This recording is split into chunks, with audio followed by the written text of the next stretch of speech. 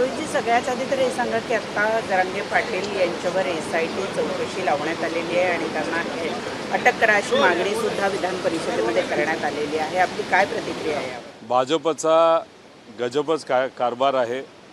एका सामाजिक कार्यकर्त्यावर SIT लावली जाते. आता ठीक आहे, ते सत्तेत आहेत, त्यांना जे पाहिजे ते करतील.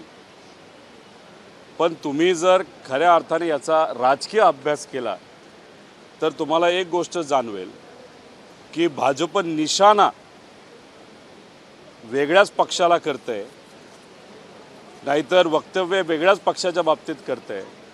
पण खऱ्या अर्थाने त्यांचा टार्गेट हा सत्तेत असणारा एक दुसरा पक्ष आहे, या गोष्टीची जाण कुठेतरी आम्हा सगळ्यांना व्हायला लागलेली आहे. लोअर हाऊसमध्ये म्हणजे विधिमंडळामध्ये जेव्हा हा मुद्दा मांडला जात होता आशिष शेलार साहेबांच्या माध्यमातून, तेव्हा तिथं मुख्यमंत्री साहेब नव्हते. मुख्यमंत्री साहेब हे लॉबीमध्ये असतानाच अध्यक्षांनी SIT ही फॉर्म केली जावी असं घोषित केलं. आता ह्याच्यामध्ये BJP खऱ्या अर्थाने कोणाला टार्गेट करते आणि SITतून ज्या काही गोष्टी समोर येतील त्याच्यामुळे कोणाला अडचण होईल हे कुठंतरी येत्या काळामध्ये आपल्याला नंतरच कळेल. त्यामुळे याच्यामध्ये राजकीय षडयंत्र फार वेगळंच रचलं गेलं आहे असं कुठंतरी आता चर्चा सामान्य लोकांत सुरू झालेली आहे. तुम्ही मगाशी म्हणत होतात म्हणजे खरं तर टार्गेट केलं जात आहे ते शरद पवारांना वारंवार उल्लेख केला जातोय तो शरद पवारांचा. तर त्यामुळे एक पक्ष तर कळला आम्हाला, दुसरा पक्ष सत्तेतला पक्ष कोणता आहे असं तुम्हाला म्हणायचं? सत्तेत 3च पक्ष आहेत. तुम्ही समजून घ्या कुठला पक्ष. एक पक्ष तर कुठलीच भूमिका घ्यायला तयार नाही. भाजपच्या बाबतीत बोलायचं झालं तर भाजपचे जे कुठले आमदार होते त्यांनी मराठा आरक्षणाच्या बाबतीत कधीही ओपन वक्तव्य केलेलं नाही, सगळे लपून राहिले. धनगर आरक्षणाच्या बाबतीत बद्दलसुद्धा दुटप्पी भूमिका ही भाजपच्या आमदारांनी घेतलेली आहे. आता भाजपचे आमदार स्वतः कधीही बोलत नाहीत. जे वरचे लोक सांगतात तेच ते बोलतात, जेव्हा सांगतात ते तिथं बोलतात. त्यामुळे या 2 पक्षाच्या बाबतीत तर मी बोललो. आता राहिला कुठला तिसरा पक्ष याचा एक अभ्यास आपण सर्वांनीच करावा असं माझं मत आहे. शिवसेनेला त्रास होईल भविष्यामध्ये? भाजप खूप हुशार पक्ष आहे. जवळच्या लोकांना सुद्धा जवळ करून कधी त्यांच्यावर हल्ला करतील हे सांगता येणार नाही. त्यामुळे SIT कोणामुळे कशासाठी फॉर्म केली हे बघावं लागेल. पण एकच आहे की जरांगे पाटलांवर तुम्ही SIT फॉर्म करत असाल तर एका सामाजिक कार्यकर्त्यांवर फॉर्म करत आहात याचा एक विचार भाजपने कुठे केला पाहिजे. पण त्यांना लक्षात घेऊन कोणावर ते टार्गेट करत आहेत हे सुद्धा आपल्याला बघावं लागेल. त्यामुळे एक सामाजिक सलोखा पुन्हा बिघडेल. मराठा समाज जो आहे तो 2019ला कोरेगाव भीमा जेव्हा घडलं तिथं जी दंगल झाली त्याचा प्रत्यक्ष अप्रत्यक्ष फायदा भाजपला झाला. त्यावेळेस लोकसभेचं इलेक्शन काही महिन्यातच होतं. दुर्दैव समजा नाही तर योगायोग, आत्तासुद्धा लोकसभा इलेक्शन पुढच्या काही महिन्यांमध्ये होणार आहे.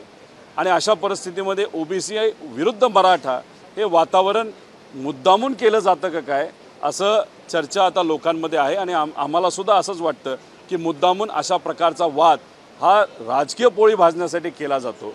पण ह्या सगळ्या गोष्टींमुळे जे खरे प्रश्न आहेत, हाताला काम आणि पोटाला अन्न, याच्यावर कुणीही बोलत नाही, हे दुर्दैव आहे.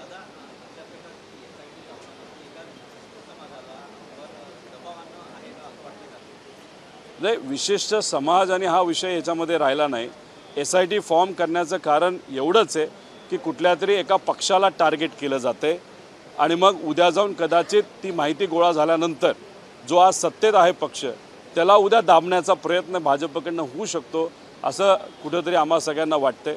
आणि त्याच्याचबरोबर आपण जर बघितलं तर आमच्या सगळ्यांचं मत आहे की याच्या आधी किती SIT फॉर्म झाले पण SITने कधीही निर्णय घेतला नाही. अशा हजारो SIT आहेत ज्याचे निकाल आजपर्यंत आलेले नाहीत. बीडमध्ये जी घटना घडली त्याच्यात आमचं स्पष्ट मत आहे की सत्तेत असणाऱ्या लोकांनीच तिथं दंगल घडवली. असं असताना आम्ही म्हणत होतो ज्युडिशियल एन्क्वायरी करा, कोर्टातून करा, पण ते त्यांनी ऐकलं नाही. तिथे SIT झाले. आता SIT कधी काय निकाल देईल तेव्हा निकाल देईल. त्यामुळे बीडमध्ये घडलं ते सत्तेतल्याच लोकांनीच घडवलं आणि अख्ख्या महाराष्ट्रात ते घडावं असा सुद्धा प्रयत्न मधल्या काळामध्ये झाला. पण महाराष्ट्राची जनता हुशार आहे, त्यांना ह्या सगळ्या गोष्टी माहीत आहेत. सत्तेतीलच हे लोकांनी घडवून आणलेलं आहे तर सरकार, मुख्यमंत्री आणि गृहमंत्र्यांची पण SIT चौकशी झाली पाहिजे.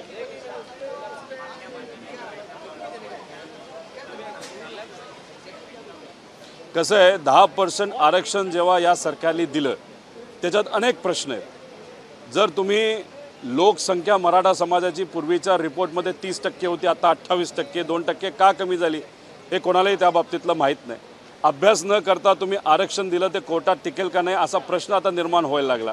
त्यामुळे कुठेतरी आता भीती सत्तेतल्या लोकांना वाटायला लागली की कदाचित कोर्टात हे टिकू शकत नाही. मग लक्ष दुसरीकडे कुठेतरी घेऊन जाण्याचा प्रयत्न भाजप करतंय असं मत आमच्या सगळ्यांचं आता झालेलं आहे. एबीपी माझा, उघडा डोळे बघा नीट.